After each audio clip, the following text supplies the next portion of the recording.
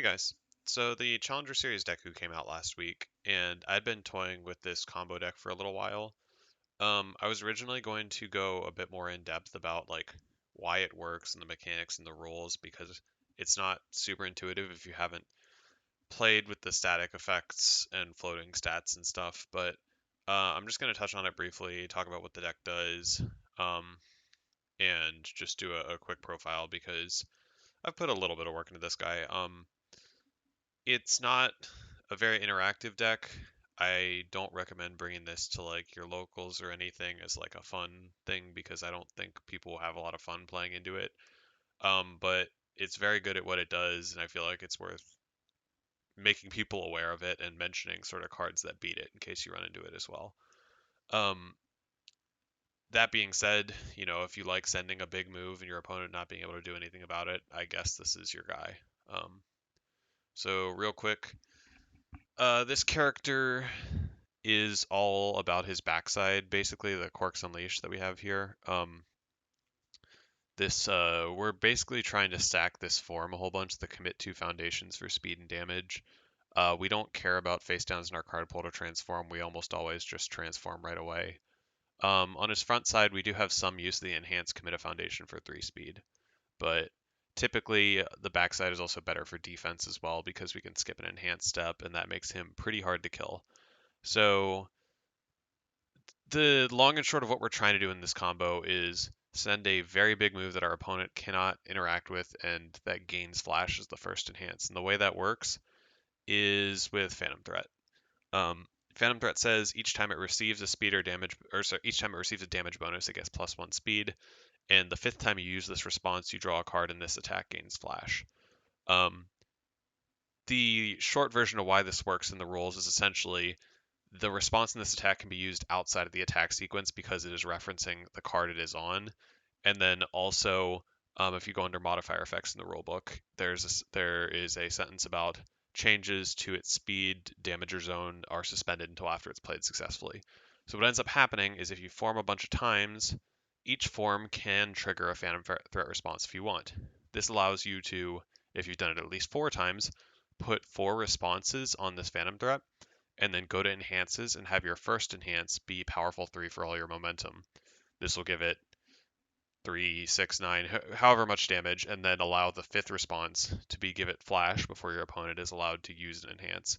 And this will naturally beat out almost everything that would fight a big move. So like barrier, shield, referee, jury, just don't do anything. Resets and stage at enhanced speed don't do anything.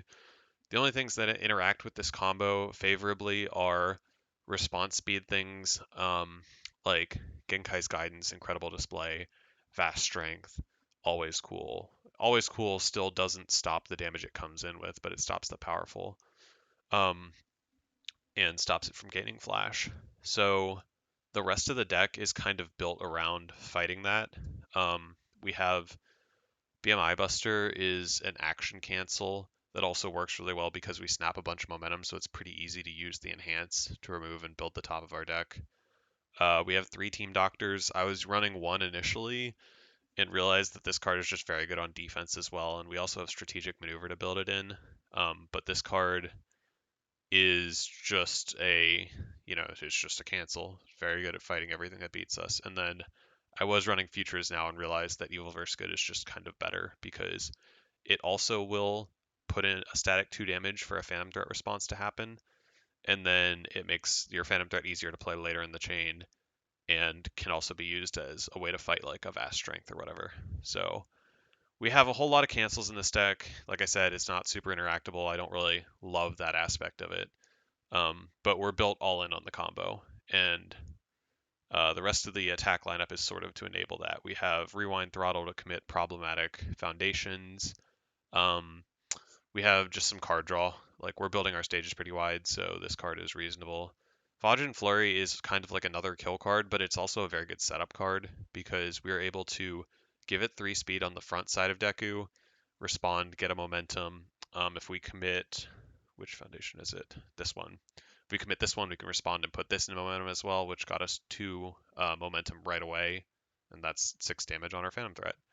And then the other attacks, Oh, the other thing about this is like when we're on Quark's Unleashed side, we can form this a whole bunch, get a whole bunch of damage, and each instance of 3 speed and 3 damage triggers the response here. So if we need a very, very big one shot, we can snap like 6 momentum on this one turn, and the next turn throw the Phantom Threat.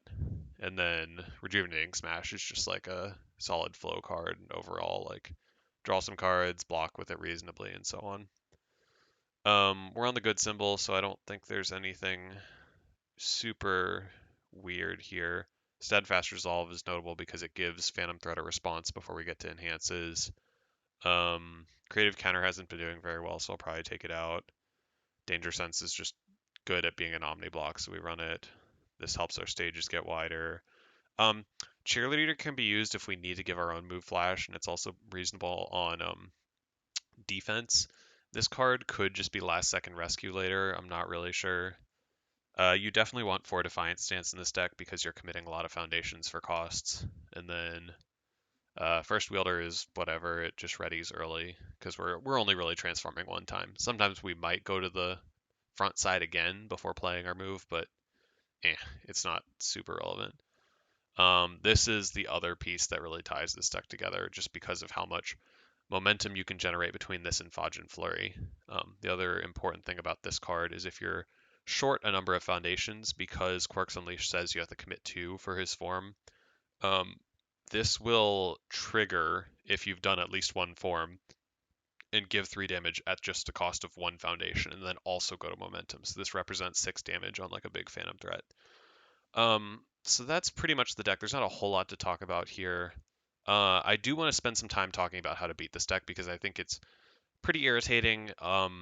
And while I like how all the pieces work together, you know, it's not fun to be on the receiving end of this deck. So this is probably the best card against this deck is Evade and Copy. The Phantom Threat combo just flat out doesn't work into it.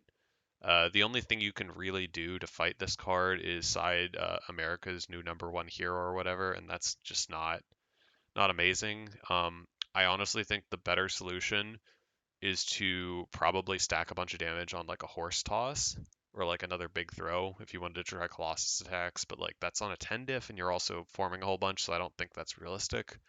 This is probably just the best one. Um, and then you actually have to kill your opponent somewhat normally. Like you're going to be sending a lot of damage, but they can wall you out if they have access to something like Evade and Copy. So it's worth keeping in mind. The other notable ones are probably the mirror match. The mirror match is also super annoying because you both can just stop each other's combo, right? So you kind of have to poke to get there and maybe rely on a throw or something. Other characters like Toru 2, Kami Utsushimi.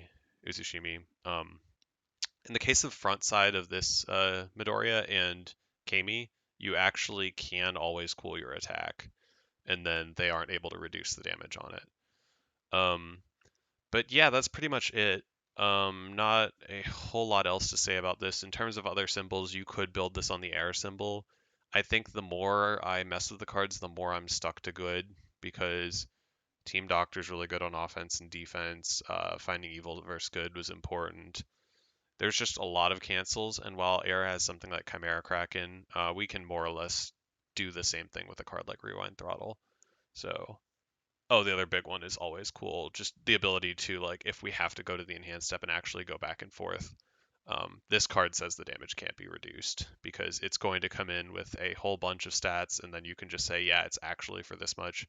You're fighting on speed, or you're just not fighting on any axis at all. But that is pretty much the deck. Yeah, I'll see you guys next time.